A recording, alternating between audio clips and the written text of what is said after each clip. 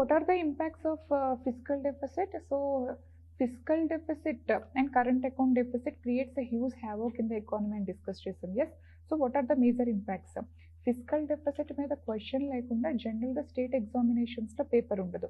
And physical deficit మీద question ఇండైరెక్ట్గా అడుగుతాడు మనకి మెయిన్స్ యూపీఎస్సీలో, ఎందుకంటే ఫిజికల్ డెఫిసిట్ పాయింట్ లేకుండా ఆ క్వశ్చన్కి ఆన్సర్ అనేది ఫుల్ఫిల్ అవ్వదు. So we have to understand the major impacts of fiscal deficit. So government అప్పు చేస్తే ఏమేమి ఇంపాక్ట్ అనేది ఉంటుంది. And before that I have to clarify one more thing. So government అప్పు చేస్తుంది అంటే is it A desirable thing or undesirable thing? అంటే government అప్పు చేస్తుంది అంటే సో అది ఎకానమీకి బెనిఫిట్ అవుతుందా లేకపోతే బెనిఫిట్ అవ్వదా? Is it desirable or undesirable? So we have to understand. So for example see here, for example నేనున్నాను and for example Ambani, for example నేను అప్పు చేశాను, I'm having a liability. Okay, so I'm having a dead burden of 50 lakhs.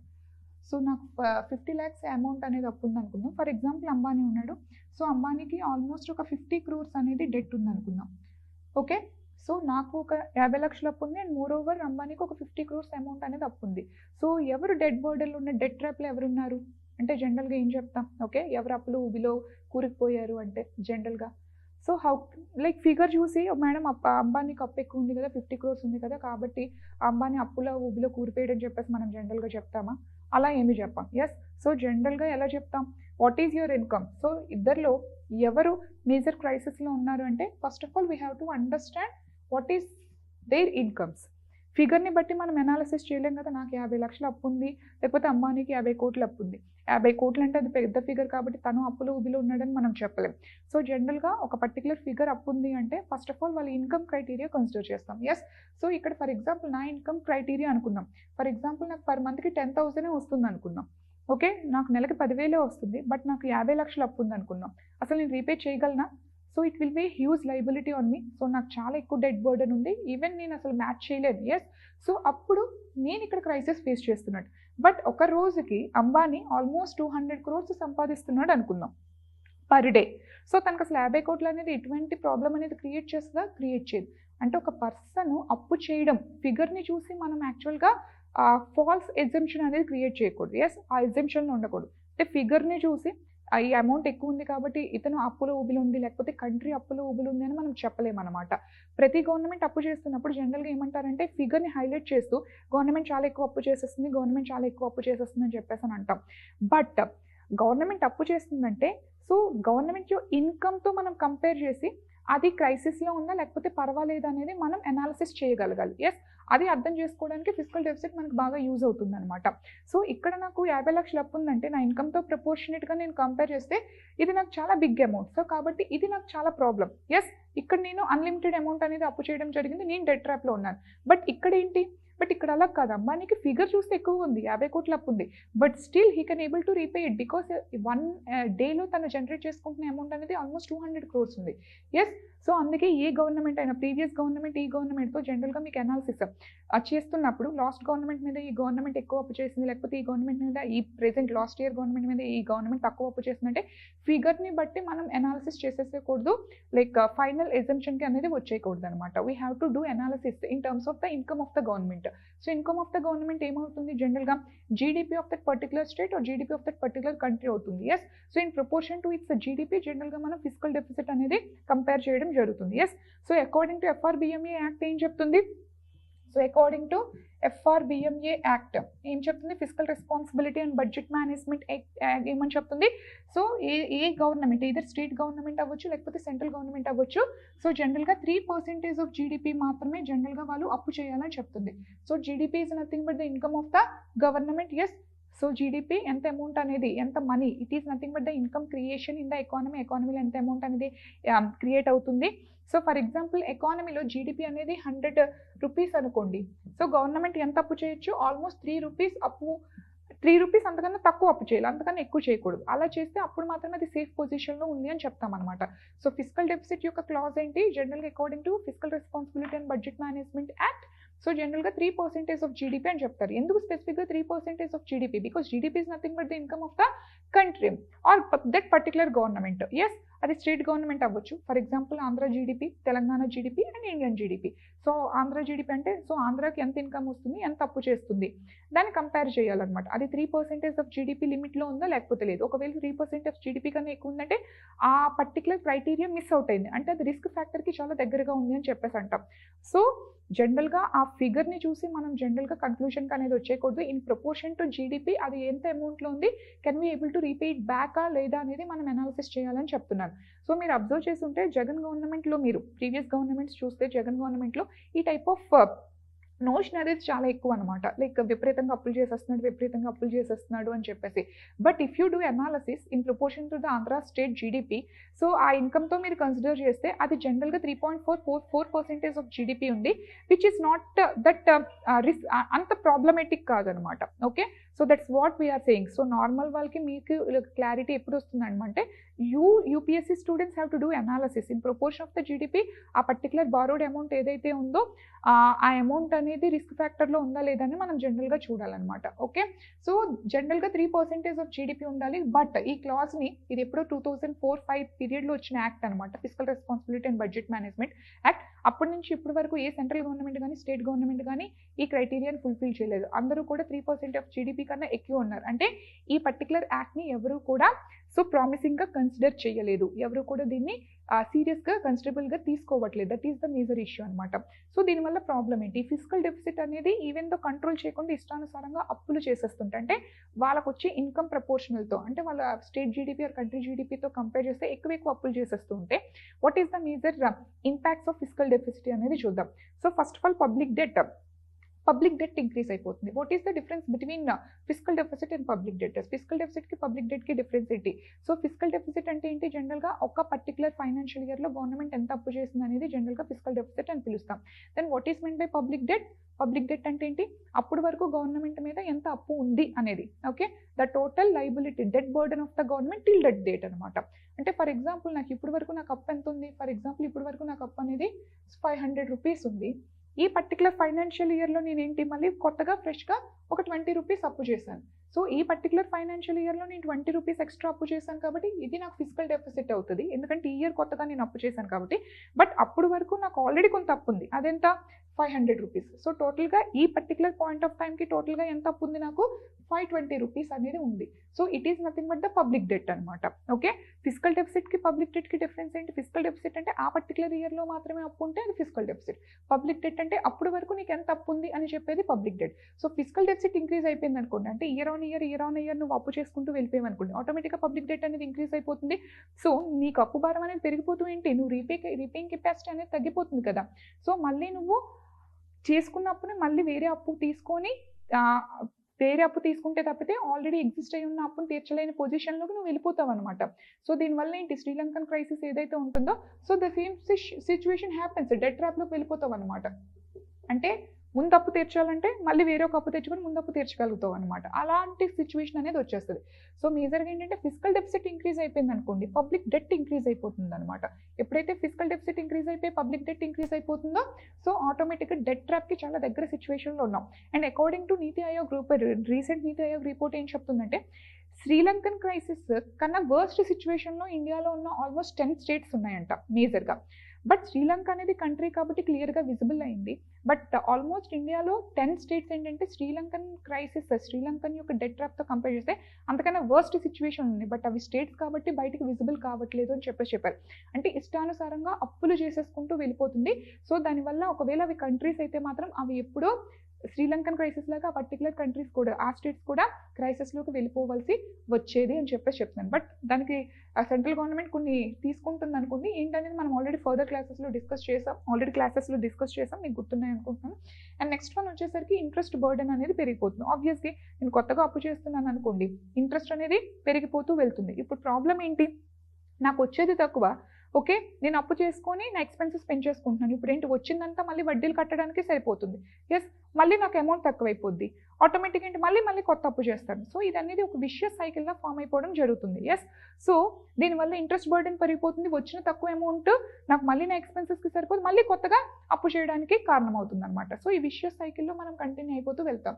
So next one inflationary అంటే because of fiscal deficit, government అప్పు చేయడం వల్ల ఎకానమీలో prices అనేవి ఇంక్రీజ్ అయిపోతాయి. ఓకే, ఇన్ఫ్లేషన్ అనేది కారణం అవుతుంది అనమాట. సో ఎందుకు కారణం అవుతుంది? సి హియర్ మనం ఆల్రెడీ డిస్కస్ చేసాం. సో ఫిస్కల్ డెఫిసిట్ ఇంక్రీజ్ అయిందంటే, సో గవర్నమెంట్ విపరీతంగా అప్పు చేస్తుంది అనుకోండి, అప్పు చేసిన అమౌంట్ ఆబ్వియస్గా ఏం చేస్తుంది? ఎకానమీలో స్పెండ్ చేస్తుంది. సో ఫిస్కల్ డెఫిసిట్ ఇంక్రీజ్ అయితే ఏంటి? ఎకానమీలో మనీ సప్లై ఇంక్రీజ్ అవుతుంది, బికాజ్ ఇష్టానుసారంగా సో డిస్ట్రిబ్యూట్ చేస్తుంది కాబట్టి. సో దీని ద్వారా ఏమవుతుంది? ఎకానమీలో పీపుల్ దగ్గర మనీ అనేది ఇంక్రీజ్ అవుతుంది. సో ఎప్పుడైతే పీపుల్ దగ్గర మనీ అనేది ఇంక్రీజ్ అవుతుందో ఆటోమేటిక్గా they create demand for the goods and services. ఏది పెడితే కొనడానికి ట్రై చేస్తారు. సో ఎకానమీలో ఏం జరుగుతుంది? డిమాండ్ అనేది ఇంక్రీజ్ అవుతుంది. సో డిమాండ్ ఇంక్రీజ్ అవ్వడం వల్ల ఏంటి? It is the demand and it is the supply curve. Yes, if demand increases ఆటోమేటిక్గా ఏమవుతుంది? ప్రైసెస్ అనేవి ఇంక్రీజ్ అవుతాయి. It is nothing but the inflation. So government విపరీతంగా అప్పు చేసి ఆటోమేటిక్గా ఎకానమీలో స్పెండ్ చేస్తే పీపుల్ దగ్గర మనీ ఎక్కువైపోయి they will create huge demand in the economy. So ఎప్పుడైతే ఈ డిమాండ్ క్రియేట్ అయిందో it impacts or it creates inflation in the economy. So huge inflation వస్తుంది. So all goods and services అనేది ఎకానమీలో prices అనేవి increase అయిపోతే which will become huge threat for the economy, because vulnerable sections of the society బ్రతకలేని situation అనేది arise అయిపోతుంది. So rich పీపుల్కి not an issue, ఎందుకంటే వాళ్ళు 10 లక్షల కారు ఉన్నా, కోటి రూపాయల కారు ఉన్నా వాళ్ళకి పెద్ద నామినల్ అది. బట్ నార్మల్ పూర్ పీపుల్కి ఏంటి? టొమాటో కేజీ 10 రూపాయల నుంచి ఒకసారిగా ఒక 30 రూపాయలు అయిపోయింది అనుకోండి, ఆ 20 రూపీస్ డిఫరెన్స్కి జనాలందరూ గోల పెట్టేస్తారు. మీకు బెంజ్ కార్ ఆడి కార్ 1 కోటి రూపాయలు ఉన్నది 2 కోట్లు అయితే అది పెద్ద ఇష్యూ కాదు న్యూస్లో. But tomato price, onion price అనేది because they impact the vulnerable sections of the society, because they impact the poor people. Because crude oil prices ఒక 10 రూపాయలు పెరిగిన, tomato prices, onion prices, like pulses, ఇవన్నీ కూడా common people యొక్క basic needs. ఇందులో prices కానీ increase అయిపోతే entire vulnerable sections అనేది ఆల్మోస్ట్ చాలా మార్జినలైజ్డ్ పొజిషన్స్కి వెళ్ళిపోతారు, బ్రతకలేని సిచ్యువేషన్కి అనేది వెళ్ళిపోతారు. సో దానివల్ల ఏంటంటే హ్యూజ్ సెక్షన్స్ ఆఫ్ ద సొసైటీకి ఆల్మోస్ట్ అది చాలా హ్యావక్ సిచ్యువేషన్ అనేది క్రియేట్ చేయడం జరుగుతుంది అనమాట. ఎస్, సో దీనివల్ల ఆల్రెడీ మనం మాట్లాడుకుని డిస్కస్ చేస్తామేంటి? బికాస్ ఆఫ్ ఇన్ఫ్లేషన్ అనేది ఇంక్రీజ్ అయితే ఏంటి? So it will constraint monetary policy constraint అనేది చేస్తుంది. బికాజ్ ఇక్కడ గవర్నమెంట్ అనేది ఫిస్కల్ డెఫిసిట్ ఇంక్రీజ్ చేసేసింది. గవర్నమెంట్ ఇష్టానుసారంగా అప్పులు చేసుకుంటూ వెళ్ళిపోయింది. సో దీనివల్ల ఏంటి? RBI policy, monetary policy impact అవుతుంది. బికాజ్ ఆర్బీఐ ఏం చేస్తుంది? ఆర్బీఐ యొక్క మేజర్ గోల్ ఏంటి? ఆర్బీఐ యొక్క మేజర్ గోల్ అనేది జనరల్గా ఇన్ఫ్లేషన్ని కంట్రోల్ చేయడం. ఓకే, ఇక్కడ ఇన్ఫ్లేషన్ రావడానికి కారణం ఏంటి? జనరల్గా ఇక్కడ ఇన్ఫ్లేషన్ రావడానికి మేజర్ కారణం గవర్నమెంట్ అప్పు చేయడం, ఇష్టానుసారంగా ఖర్చు పెట్టడం. బట్ ఇక్కడ what ever it is, inflation అనేది వచ్చింది. ఇప్పుడు ఈ ఇన్ఫ్లేషన్ కంట్రోల్ చేయడానికి ఏం చేస్తుంది ఆర్బీఐ? కాంట్రాక్షనరీ మానిటరీ పాలసీని అడాప్ట్ చేసుకుంటుంది. కాంట్రాక్షనరీ మానిటరీ పాలసీని అడాప్ట్ చేసుకుంటుందంటే ఏంటి? సో ఆటోమేటిక్గా ఎకానమీలో ఇంట్రెస్ట్ రేట్స్ అనేవి పెంచేస్తుంది. ఇంట్రెస్ట్ రేట్స్ అనేవి పెంచేస్తే ఆటోమేటిక్గా ఏమవుతుంది? ఎకానమీలో మనీ సప్లై అనేది డిక్రీజ్ అవ్వడం జరుగుతుంది. ఎస్, సో ఎప్పుడైతే మనీ సప్లై అనేది, ఎందుకంటే ఇంట్రెస్ట్ రేట్స్ పెరిగిపోయింది అనుకోండి, ఎవరు లోన్స్ తీసుకోరు. ఎస్, అండ్ పీపుల్ చేతిలో ఉన్న మనీ మొత్తం కూడా అకౌంట్లో డిపాజిట్ చేసేస్తారు. ఎందుకంటే బయట ఉంటే ఖర్చు అయిపోతే అకౌంట్లో డిపాజిట్ చేస్తే మంచి ఇంట్రెస్ట్ రేట్స్ వస్తాయని పీపుల్ చేతిలో ఉన్న మనీ డిపాజిట్ చేసేస్తారు. అండ్ ఎక్కువ ఇంట్రెస్ట్ రేట్స్ ఉంటే పీపుల్ ఎవరు లోన్ తీసుకోవడానికి ఇష్టపడరు. సో టోటల్గా పీపుల్ చేతిలో ఎవరి దగ్గర మనీ ఉండదు. సో దానివల్ల ఆటోమేటిక్గా ఏమవుతుంది? Demand. So monetary policy, fiscal deficit వల్ల ఇన్ఫ్లేషన్ అనేది జరిగితే మానిటరీ పాలసీ కన్స్ట్రైన్ అవుతుంది. సో ఇక్కడ ఏంటి? మనీ సప్లై తగ్గిపోతుంది, ప్రజల చేతిలో మనీ అనేది తగ్గిపోతుంది, డిమాండ్ అనేది తగ్గిపోతుంది. సో డిమాండ్ అనేది ఎప్పుడైతే తగ్గిపోతుందో ఇన్ఫ్లేషన్ తగ్గడానికి ట్రై చేస్తుంది. బట్ ప్రాబ్లం ఏంటి? ఇక్కడ ప్రాబ్లం గవర్నమెంట్ అప్పు చేయడం వల్ల వచ్చిన ఇన్ఫ్లేషన్ని మానిటరీ పాలసీ ద్వారా ఆర్బీఐ తగ్గించడానికి ట్రై చేస్తుంది. బట్ ఇక్కడ ప్రాబ్లం ఏంటి? ఇక్కడ ప్రాబ్లం ఎకానమీలో ఇంట్రెస్ట్ రేట్స్ ఎక్కడైతే పెరిగిపోతాయో సో ఆటోమేటిక్ ఏంటి? కంపెనీస్ అనేవి లోన్స్ తీసుకోవడానికి ఇష్టపడవు. ఆటోమేటిక్ ఏంటి? It will impact investments. So automatic ఎకానమీలో ఇన్వెస్ట్మెంట్స్ అనేవి తగ్గిపోతే, ఇన్వెస్ట్మెంట్స్ తగ్గిపోతే no job opportunities, jobless growth అనేది జరగడం జరుగుతుంది. Yes, no job opportunities, no economic growth. So it's a vicious cycle అనమాట. గవర్నమెంట్ అప్పు చేయడం వల్ల ఏ లాట్ ఆఫ్ ఇంపాక్ట్స్ అనేది ఉండడం జరుగుతుంది. ఓకే, అండ్ నెక్స్ట్ వన్ వచ్చేసరికి vulnerability to external shocks. What is mean by this vulnerability to external shocks? So already మనం 2008 crisis గురించి మాట్లాడుకున్నప్పుడు, okay, so let's see. So vulnerability external sector vulnerability ఏంటి? So జనరల్గా మనకి 2008 యూఎస్ఏ క్రైసిస్ చూసాం. So 2008 USA crisis తర్వాత so USA government ఏం చేసింది? క్రైసిస్ వచ్చిన వెంటనే సో ఆటోమేటిక్గా ఏంటంటే ఫిస్కల్ స్టిమ్యులస్ అనేది ఇవ్వడం జరిగింది. Like what happened in COVID-19? Fiscal stimulus ఇచ్చింది. సో హ్యూజ్ మనీ ఏంటంటే ఎకానమీలోకి పంప్ చేసింది. మళ్ళీ రివైవల్ అనేది అంటే లైక్ రెసెషన్ ఏదైతే వచ్చిందో రెసెషన్ నుంచి మళ్ళీ రివైవ్ జరిగింది. బట్ ప్రాబ్లం ఎక్కడ వచ్చింది? సో ఈ 2008 క్రైసిస్ అనేది ఆల్మోస్ట్ వరల్డ్ కంట్రీస్కే మొత్తం స్ప్రెడ్ అయిందని చెప్పాను. ఎస్, దీని తర్వాత వెంటనే యూరోప్లో కూడా లైక్ ఈ క్రైసిస్ అనేది స్ప్రెడ్ అయింది. సో దానివల్ల మేజర్గా ఏ కంట్రీస్ ఇంపాక్ట్ అయ్యాయి? పిక్స్ కంట్రీస్ ఇంపాక్ట్ అయ్యాయి. పిక్స్ కంట్రీస్ ఏంటి? Portuguese, Italy, Iran, Greece and Spain. Yes, so జనరల్గా ఏంటి అందులో లైక్ మీకు స్పెసిఫిక్గా గ్రీస్ క్రైసిస్ గురించి చెప్పాను. సో ఈ ఇంపాక్ట్ అనేది యూఎస్ఏలో ఫస్ట్ వచ్చింది, తర్వాత యూరోప్లో వచ్చింది. పిక్ కంట్రీస్ ఆల్మోస్ట్ ఆల్ కంట్రీస్కి అది స్ప్రెడ్ అయింది. బట్ అన్నిటికన్నా మేజర్గా ఈ కంట్రీస్ ఎక్కువగా ఇంపాక్ట్ అయ్యాయి. ఎందుకు ఇక్కడ ఇంపాక్ట్ అయ్యాయి, వాళ్ళు మళ్ళీ రివైవ్ అయిపోగలిగారు, and more over PIIGS countries ఎందుకు రివైవ్ అవ్వలేకపోయారు అండ్ డబుల్ రెసెషన్ వచ్చింది? బికాస్ వీళ్ళు ప్రాబ్లం వచ్చినప్పుడు ఆటోమేటిక్గా ఏదైనా ఎకానమీలో ఒక పర్టికులర్ షాక్ అయ్యింది అనుకోండి. ఫర్ ఎగ్జాంపుల్ కోవిడ్-19 కన్సిడర్ చేద్దాం. సో కోవిడ్-19 అనేది ఎవరు ఎక్స్పెక్ట్ చేయలేనిది.